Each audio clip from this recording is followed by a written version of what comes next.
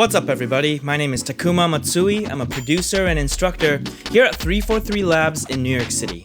Today I want to deep dive into what I think is one of the most underrated tools in Ableton Live, which are Live's modulators. This video is going to hone in on the LFO device, but we're going to be walking through all of the modulator devices in our future videos. Let's get started.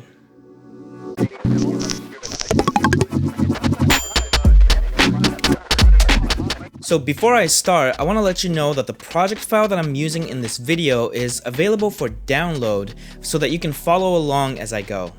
So let's start here. What is modulation? In electronic music, to modulate means to change an aspect of a sound over time using a control signal. To put it simply in our context, it means that we're going to be changing Live's parameters over time using a modulator device. So I'm going to start off with a little bit of music here. Let's check it out.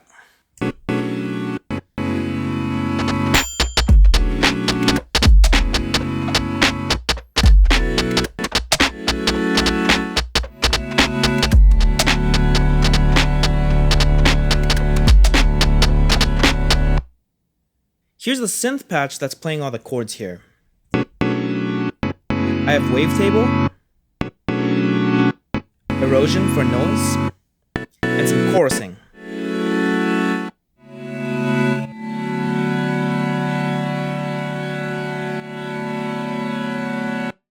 What I want to do now is add a modulator device so that I can create a little bit of movement inside of this patch. I'm going to go into Command Option B to open the browser, head on over to Audio Effects, and under Modulators, I'm going to drag LFO into my chords. The LFO device here doesn't do any signal processing.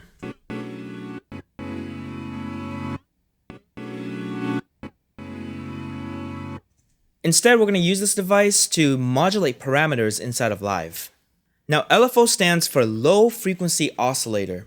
Low frequency meaning it's below the range of human hearing, and oscillator meaning it's creating continuous motion like a pendulum as a control signal. Assigning a modulation in Live is pretty easy. I'm going to click on the map button. It starts blinking. And now the next parameter that I click on will be assigned the modulation. For now, I'm going to select the filter frequency cutoff. And now here's what this sounds like.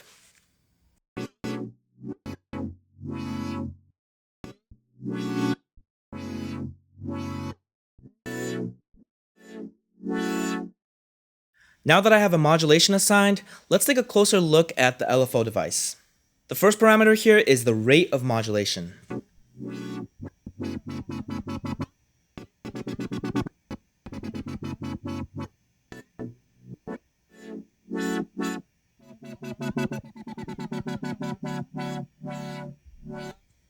The rate of the LFO could also be synced to the tempo of the live set. Here's whole notes, half notes, quarter notes, eighth notes, 16th notes, so on. Next is depth. This controls the intensity of modulation.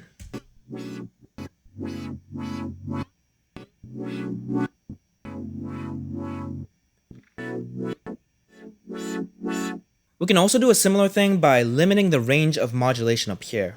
Right now it's modulating from 0% to 100%. We can change this to say 44% to 60%.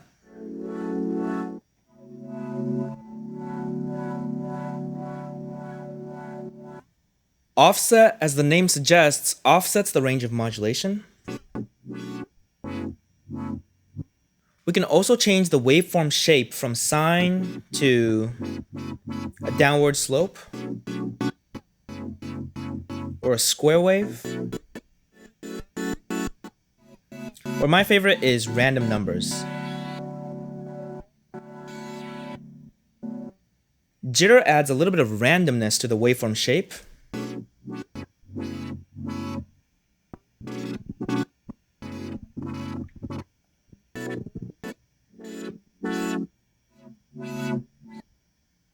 smooth rounds out some of the harsh edges of the waveform. Let's say if I had a square wave, pushing up the smooth value, we'll turn this closer to a triangle wave. Now, if you're a wavetable user, you might be going, hey man, there's already an LFO inside of the wavetable device, and you're right.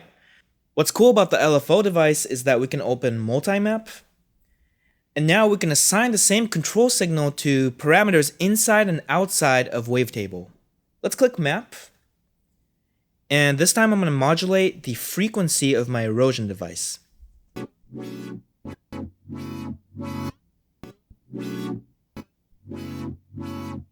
Let's again limit the range of modulation.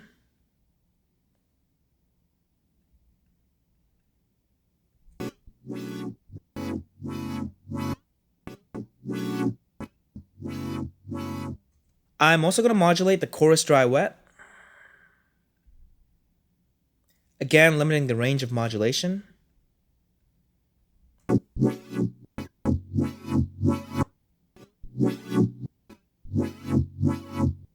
Now that I have all of these modulations assigned, I can move the rate knob to create interesting musical gestures.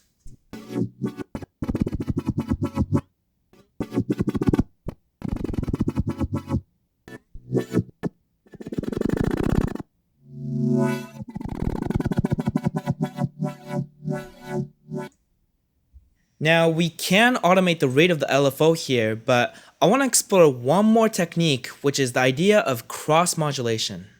To do this, I'm going to add a second LFO to my devices.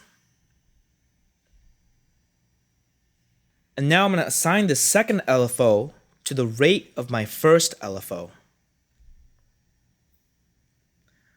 Let's limit the range of modulation here again. Now we get this weird complex waveform.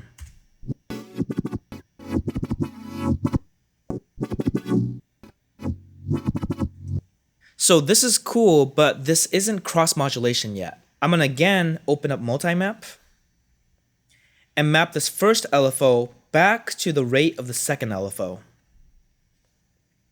Again, let's limit the range of modulation. We can experiment by combining different wave shapes. Maybe a little bit of jitter on the second LFO.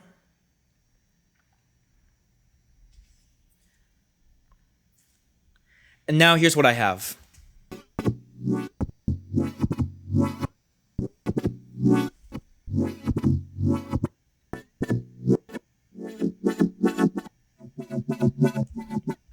Cool. And finally, here it is in the context of the track.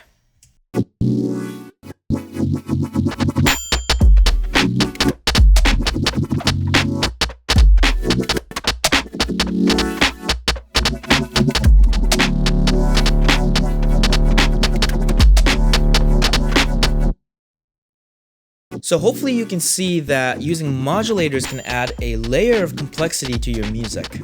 In our future videos, we're going to be exploring the other modulator devices inside of Live, as well as some creative ways of combining control signal. I hope you found this video to be useful. My name is Takuma Matsui, here with 343 Labs in New York City.